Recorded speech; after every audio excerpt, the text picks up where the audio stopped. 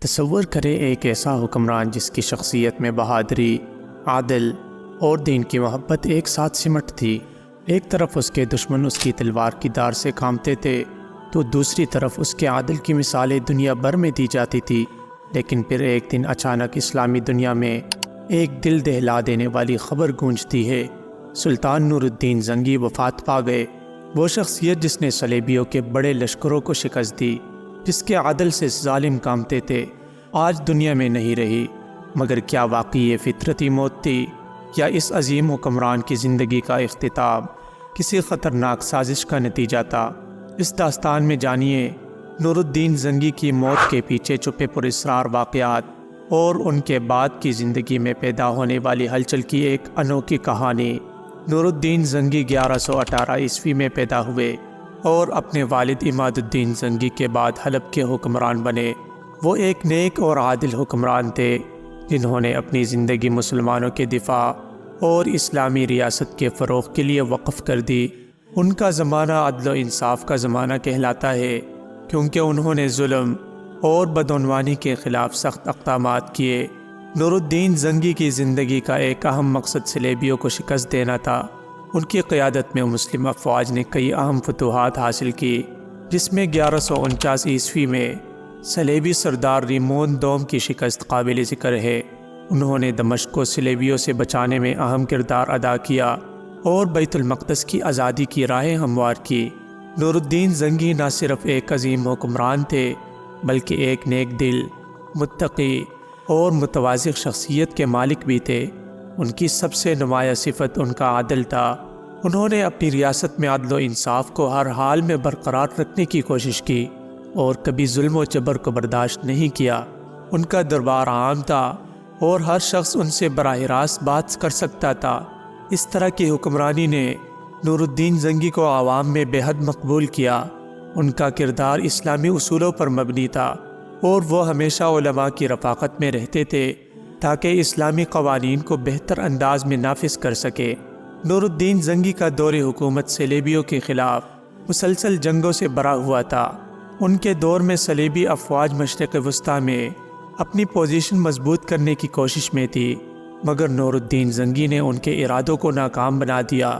انہوں نے 1146 میں فتح کے ذریعے صلیبیوں کو ایک بڑا دھچکا دیا جو صلیبی جنگوں میں مسلمانوں کی پہلی بڑی فتح سمجھی جاتی ہے۔ نور الدین نے اپنی حکمت عملی اور جنگی مہارت سے صلیبیوں کے مضبوط قلعوں کو فتح کر لیا اور مسلم دنیا میں ایک مضبوط دفاعی نظام قائم کر لیا۔ ان کی فتوحات نے مسلمانوں کے حوصلے بلند کر لیے اور ان کی قیادت میں مسلمانوں نے متحد ہو کر صلیبی خطرے کا مقابلہ کر لیا۔ نور الدین زنگی کی زندگی کا ایک بڑا مقصد بیت المقدس کو صلیبیوں سے آزاد کرانا تھا۔ حالانکہ وہ خود یہ مقصد حاصل نہیں کر سکے، لیکن انہوں نے اس کے لیے بنیادی تیاریاں کی اور ایک مضبوط فوجی اور سیاسی بنیاد فراہم کی۔ ان کی وفات کے بعد ان کے جان نشین صلاح الدین ایوبی نے اسی مشن کو جاری رکھتے ہوئے 1187 عیسوی میں بیت المقدس کو آزاد کرایا۔ نور الدین زنگی کا ایک اور بڑا کارنامہ ان کا عدل کا نظام تھا۔ وہ ہمیشہ اس بات کو یقینی بناتے تھے کہ ہر شخص کو انصاف ملے، خواہ وہ امیر ہو یا غریب۔ ان کے دربار میں ہر طبقے کے لوگ آ کر اپنی شکایت پیش کر سکتے تھے اور وہ خود ان شکایات کی سماعت کرتے تھے۔ ان کے نظام عدل کا اثر ان کی ریاست کے طول و عرض میں محسوس کیا جاتا تھا۔ لوگ ان کی حکمرانی کو سراہتے اور انہیں عدل کا پیکر کہتے تھے۔ نور الدین زنگی کے نظام عدل کا ایک مشہور واقعہ بھی تاریخ میں ملتا ہے۔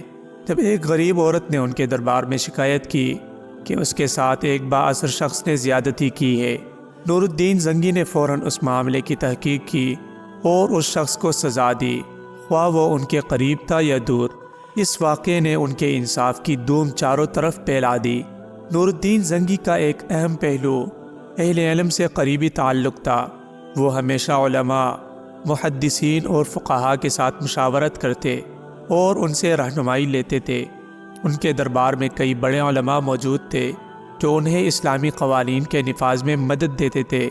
نور الدین زنگی نے اپنی ریاست میں مساجد، مدارس اور کتب خانوں کا جال بچھا دیا تاکہ علم کا فروغ ہو اور لوگ دین اسلام کی اصل تعلیمات سے آشنا ہو سکے۔ لیکن افسوس سے یہ بات کہنی پڑتی ہے کہ آج کل کے حکمرانوں میں یہ بات بالکل موجود نہیں ہے۔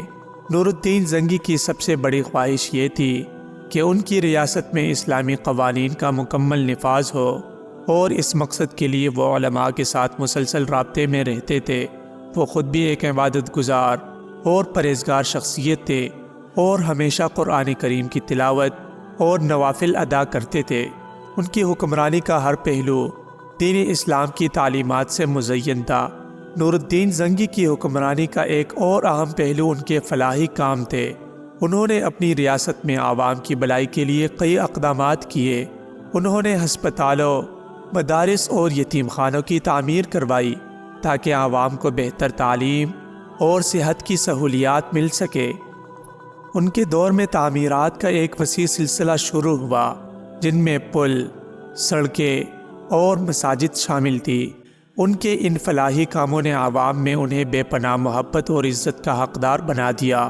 ایک مشہور واقعہ یہ ہے کہ نور الدین زنگی نے ایک ایسی مسجد تعمیر کروائی جو اس وقت کے فن تعمیر کا شاہکار سمجھی جاتی تھی۔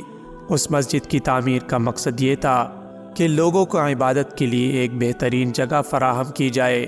اس مسجد کے بارے میں کہا جاتا ہے کہ اس کی دیواروں پر آیات قرآن کندہ تھی، اور اس کی تعمیر میں نور الدین زنگی نے خود بھی حصہ لیا تھا۔ مورخین کی تحریروں میں نور الدین زنگی کا مقام بہت بلند ہے۔ اسلامی تاریخ کے ایک اہم مورخین جیسے امام ابن کثیر، ابن اسیر اور امام ذہبی نے ان کی شخصیت، فتوحات اور عدل و انصاف کو بھرپور خراج تحسین پیش کیا ہے۔ ان کی تحریروں میں نور الدین زنگی کو ایک ایسے مثالی حکمران کے طور پر پیش کیا گیا ہے جو ہمیشہ اسلامی اصولوں پر کاربند رہے اور اپنے دور میں ایک بہترین اسلامی ریاست قائم کرنے میں کامیاب ہوئے۔ ابن کثیر نے اپنی کتاب البدایہ والنہایہ میں نور الدین زنگی کے بارے میں لکھا ہے کہ وہ ایک نیک دل اور متقی حکمران تھے جو ہمیشہ اللہ کی رضا کے لیے کام کرتے رہے۔ ان کی نیت ہمیشہ خالص اور ان کے ارادے مضبوط تھے، جس کی بدولت وہ صلیبیوں کے خلاف کامیابی حاصل کرتے رہے۔ نور الدین زنگی کی شخصیت کا ایک اور اہم پہلو ان کا روحانی رجحان تھا۔ وہ ایک ایسے حکمران تھے جنہوں نے دین کو نہ صرف اپنی ذاتی زندگی میں اپنایا بلکہ اپنی حکمرانی کا مرکز بھی بنایا۔ وہ ہمیشہ اپنی دربار میں علماء، محدثین اور اولیاء کی موجودگی کو ترجیح دیتے اور ان سے مشاورت کرتے تھے۔ ان کے نزدیک دین کی خدمت اور معاشرتی اصلاحات اسلام کی تعلیمات کی روشنی میں کیے جانے ضروری تھے۔ نور الدین زنگی ایک دلیر اور طاقتور فوجی حکمران تھے، مگر ان کی سب سے منفرد خصوصیت یہ تھی کہ وہ اپنے دشمنوں کے ساتھ بھی انصاف سے پیش آتے تھے۔ جب بھی کوئی دشمن شکست کھاتا تو نور الدین انہیں اپنی پناہ میں لے لیتے اور ان کے ساتھ عزت اور وقار کا سلوک کرتے۔ ان کی یہ خصوصیت انہیں ایک مثالی حکمران کے طور پر پیش کرتی ہے۔ پیارے ناظرین، ایک مشہور واقعے کے مطابق جب نور الدین زنگی نے ایک صلیبی کمانڈر کو قید کر لیا تو اس کے ساتھ نہایت عزت کے ساتھ پیش آئے اور اس کی جان بخش دی۔ یہ رویہ نہ صرف ان کی شرافت کا عکاس تھا بلکہ یہ ان کے عدل اور اسلامی تعلیمات کے نفاذ کی عملی تصویر بھی تھا۔ ان کی دشمنوں کے ساتھ یہ نرم رویہ ایک حکمران کے طور پر ان کی حکمت اور فراست کو ظاہر کرتا ہے۔ نور الدین زنگی نے اپنی زندگی کا بیشتر حصہ صلیبیوں کے خلاف جنگ میں گزارا۔ ان کی عسکری حکمت عملی اور جنگی مہارت صلیبی جنگوں میں مسلمانوں کے لیے کامیابی کا سبب بنی۔ ان کی آخری بڑی مہم بھی صلیبیوں کے خلاف ہی تھی۔ وہ صلیبیوں کو مکمل طور پر شام سے نکالنا چاہتے تھے تاکہ ان کے زیر حکومت علاقے محفوظ رہے اور مسلمانوں کو دائمی امن نصیب ہو۔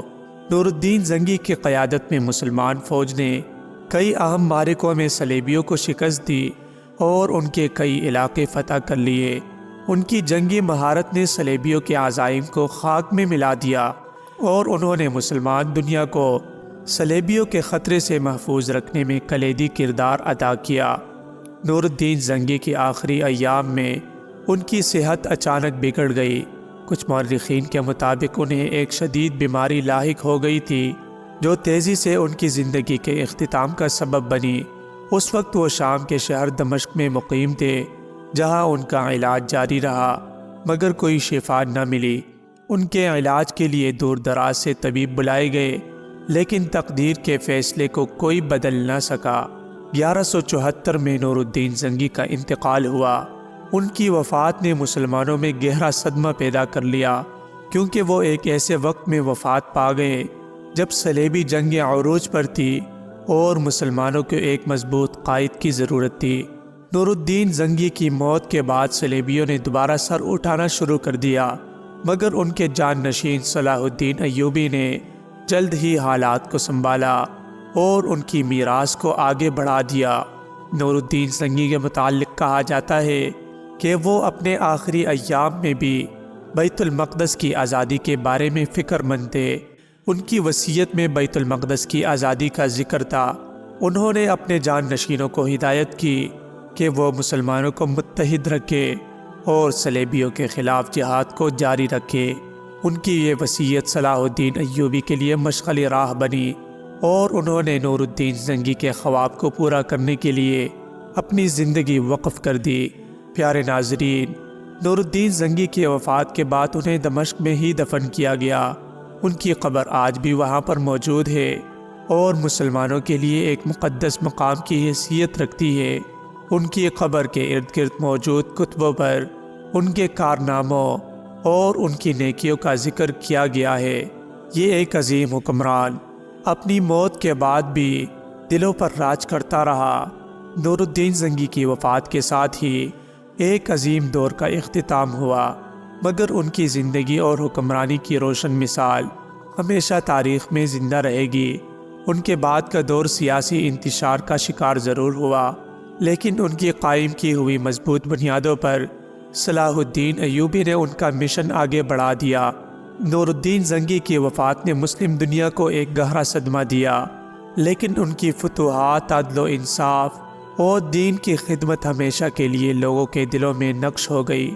یہ عظیم حکمران اپنی موت کے بعد بھی دلوں پر راج کرتا رہا اور اس کی یاد آج بھی ایک سبق کے طور پر زندہ ہے کہ ایمان، اخلاص اور عدل کے ساتھ حکمرانی ہی وہ راستہ ہے جس پر چل کر کوئی بھی رہنما دنیا اور آخرت میں سرخرو ہو سکتا ہے۔